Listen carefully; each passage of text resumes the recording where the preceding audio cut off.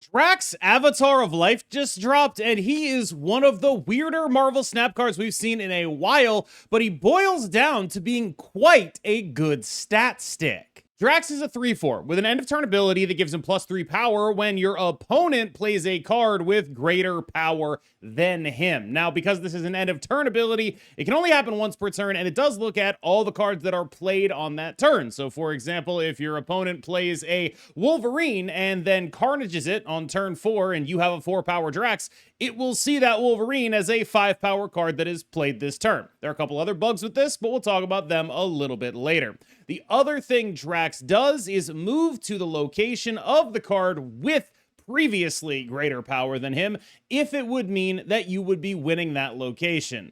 Functionally, this is a nice little additional piece of text. It's closer to Captain Marvel than, say, Zombie Captain Marvel is, but a lot of why you're putting this guy in the deck is mostly so that he can be large and in charge, and this is a nice little bonus that is pretty cool and will win you some games and you have to play around, but it's mostly just that this is a 310 or a 313. In other words, what this guy does best is be additional power in decks that really care about having a lot of power. He's, I think, closest comparison would be something like a Copycat or a Gladiator, where he just goes in something where your goal is to play him on 3 and then never really think about him again, except maybe on the final turn of the game. So most of what he's doing is in Aurora decks, in Doom 2099 decks, some overlap there. This Aurora deck is actually pretty well prepared for the metagame. One of the things you'll notice about the best places to play this, like Aurora and Doom 2099, is a lot of it is going to be about how much respect you have for Star-Lord stuff, how much respect you have for other things. Which version of this kind of deck you're going to play is largely dependent on that. This list, for example, is a Jean Grey Cosmo deck because it's trying to respect Star-Lord pretty heavily. It is a Stardust deck because it is trying to respect Doom 2099 and also the Zola and Hela things that Star-Lord decks can do. This is a very respectful deck. It is built to be respectful of combos while still outputting a reasonable amount of points, and that's sort of the ethos here. And Drax really helps with that in the sense that when you are not doing those things, you need a guy that is just a lot of points. I will say that for a deck that looks like it's such an easy curve-out deck, actually managing your locations is quite difficult in my opinion. This is a list that does test your basic understanding of what you're doing, and you have to do a lot of straightforward, like, okay, I'm gonna Aurora. What are my lanes going to look like starting on turn 1? How do I get as many abilities in each lane as possible starting on turn 1? And this is a deck that is using Drax as also an additional end of turn piece, which is pretty useful for what this deck is doing, because end of turn is definitely the space that this deck has the least useful cards in, and now it has a very good stat stick with that effect on it. Drax is probably the biggest upgrade to any deck that plays Aurora, and Aurora is in a relatively okay spot right now because it is a mid-rangey deck that can afford to respect Star-Lord because it has all this power on the back end. That's the basic pitch for Drax in Aurora decks right now, especially ones that look like this. This list comes from Smiz, a great, excellent deck builder. I think it's a really solid attempt at dealing with the metagame right now, and I think that it sort of looks to me like this kind of thing is going to be like a baseline, pretty good deck. It has many powerful lines against Star-Lord stuff and allows itself to just do a lot of very good work in those matchups, while also having just a very reasonable mid-rangey game plan that involves a lot of power being distributed in weird ways on the final turn of the game. There is a shocking amount of ability for your power to be manipulated into different spots, and you have a lot of actual power to go along with a relatively robust interaction package. The downside of this list is that I'm not sure how adaptable it is. I think it's more adaptable than, say, Spectrum, right? Because Spectrum's amount of cards that you can put in the deck are just going to be fundamentally a little more limited than this, but I'm not sure it's adaptable to other metagames in the way that, like, a normal deck can just swap out tech slots, because this deck does kind of need you to be doing specific things in order to get Aurora. They're less specific than with Spectrum, but it does matter. Also, one play tip, because you're probably going to forget this, Stardust turns off your blink, So be really careful with that. The Ika build of Doom 2099 honestly feels like printing cubes right now. The problem is that I'm not sure Drax is a major part of it. He's obviously pretty helpful and pretty good, but there are a lot of other important pieces going on here. What this deck is doing is allowing what has happened at High Infinite recently, which is basically a lot of metagaming against Star-Lord to carry you. It's saying all these other people are going to be playing like the Aurora deck, which has Gene Cosmo that we just talked about, or a Batroc list with like Cosmo and Daredevil, or really any of that stuff. And you're just going to go over the top of them with Doom 2099. This deck does a lot of really cool stuff, but I think there are a couple things that I specifically want to point out. You have a ton of power in your early drops. Both Moondragon and Chamber are going to be like 10 power in your average game.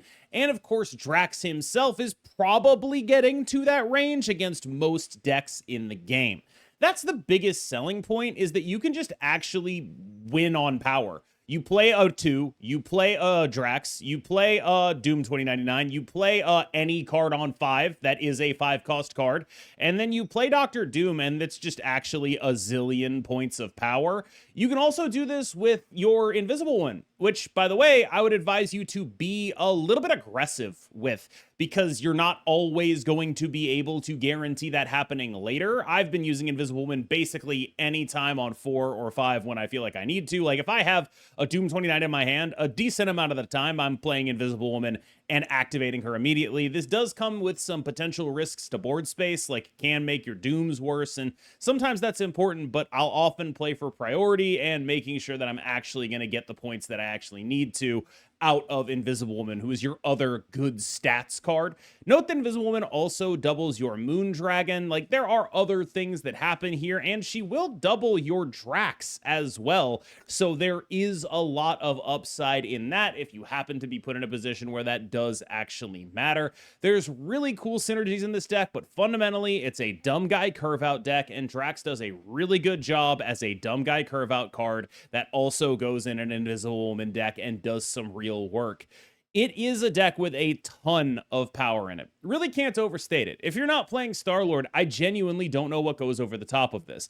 This is sort of the apex of mid-range. It's the biggest mid-rangey deck, and in a world where all the mid-rangey decks are building to beat Star-Lord, you can just be like, look, okay, I'll treat that deck like it's Mr. Negative, I'll retreat when it happens, and then I'll just beat up on everyone else. Speaking of everyone else, he can also do a little bit of work in the typical version of Batroc that you're going to see a decent amount of. But I really put this on here to talk about a couple of the things that make Drax weird.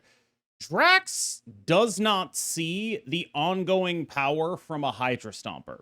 And I don't mean that he doesn't take into account that he will move. I mean, he literally just thinks Hydra Stomper is a 3/3 in all scenarios. I don't know why. There's another bug going on as well, which is Drax doesn't understand the concept of a card merging. So if you play a Hulkbuster or like a Penny Parker Spider, it doesn't matter if the Spider was bigger power, the thing it merges into was bigger power, none of it. He just doesn't understand it at all. He has no comprehension of it, which is weird because he understands a lot of other things thanks to being an end of turn. Like, this is a card that the end of turn part of him answers so many questions people will have. Like, how does he work in situation X or Y? It's almost always related to the fact that he checks at end of turn. He checks once. Like, like those two things will answer almost every question you have about this card, except these two. I have actually no understanding of why he functions that way. It makes zero sense to me, but it shouldn't come up a ton. Just, it does matter when you're doing this kind of stuff. It's like, wait, why is that happening? It's because he doesn't understand. And as funny as it would be to make a Drax joke about like, oh, well, I simply don't understand. How can power be ongoing? Very literal, like Batista Drax. I don't have a good enough one. And so I'm just going to like sort of say the shape of the joke and hope you invent a good one on your own and that you can laugh at and then I can take credit for. I think that he's a fine card here, but this is where we start getting into like, when do you actually need the guy? This is not a metagame where you care deeply about like 10 points of power. Or it can be, but it's not mid-rangey enough for everyone yet. I think at high infinite, there's going to be a lot of people who are a little higher on this card because the high infinite metagame has already fully adjusted to Star-Lord. There's just a bunch of people who are playing the mid-rangey counters to it and farming it, and so people are playing it a lot less. And I think that that's probably not true down the ladder, which means that it's hard to make a video like this because I can only tell you what my experience is, and my experience is against really good players. So I guess my point here is if you're struggling with Star-Lord, go play one of the decks that beats Star-Lord. This is one of the decks that beats Star-Lord, and it's a pretty solid Drax deck. Now, the question is he that much of an upgrade? I tend to think that this is a very reasonable configuration, but it's also like, you could just play Miles Morales, right? Like, it might be a little less power, but it also might be a little cheaper, and maybe you should be like a Sholau Maverick version of this deck instead. Like, there's just kind of a lot that you can do in this space that makes me feel like he's probably not a required card for the archetype the way he would be a required card for, say, Aurora or Doom 2099. He's definitely a card that, like, feels a lot less replaceable in those decks than he does in something like this. So what's the verdict on Drax? I think my verdict on Drax is actually pretty similar to my verdict on Moondragon, where this is like a pretty limited card, but if you're interested in playing the stuff that he's quite good in, then you might want to pick him up. I think Doom 2099 really likes this guy. I think that Aurora loves this guy more than anything. I think that it's not particularly likely that he's core in everything else, though. The problem you run into with Drax is like a lot of decks where you're like, I'm going to play Drax. You're playing him for the stats and sometimes a little bit of the ability, but mostly it's just that he's a big guy and that's awesome, right? But you probably aren't supposed to buy that card, right? When you're talking about what you're supposed to go invest in terms of like, I need to have this card or because I want to boost my win rate. A lot of the stuff you're talking about is like a core synergy piece of the deck because of the way that decks are built right now. If you have a choice between buying Drax and buying Doom 2099, well, Doom 2099 is more important to that deck. If you have a choice between buying Drax and buying Aurora, Aurora is more important to that deck. And so you keep going down the list, and he eventually gets there because I do think he's quite good. Like, this is just a weird situation where a few years ago, if you're like, I have a case for being the best stat stick in the game, that would be a really good case for everyone needing to go out and purchase you. But in current Marvel Snap, when synergies are so dominant, and this guy is not really a synergy piece, and if you're playing like a good stat stick, and I say not really a synergy piece, I think there are two decks that we talked about that he is a synergy piece in, but mostly by virtue of having card text. This is the kind of card where it's like a few years ago, this guy's the absolute god, you know, like remember when everyone had to go get Gladiator and Copycat? This guy's like that. I think it's a reasonable case that he's better, but that's just not what Marvel Snap is or has been about recently. Marvel Snap is about putting A plus B together now. It's not about just playing a bunch of good A's. It's about A, B, and C. And this guy doesn't have a lot of things that amplify him. He just is what he is. You talk about recent season pass cards that people have freaked out about, cards like Sholau and Star-Lord, and one of the key parts of their profiles is that you can duplicate them. You can multiply their impact drastically. Drax, you can't. You can't multiply his impact drastically or otherwise. He just is what he is.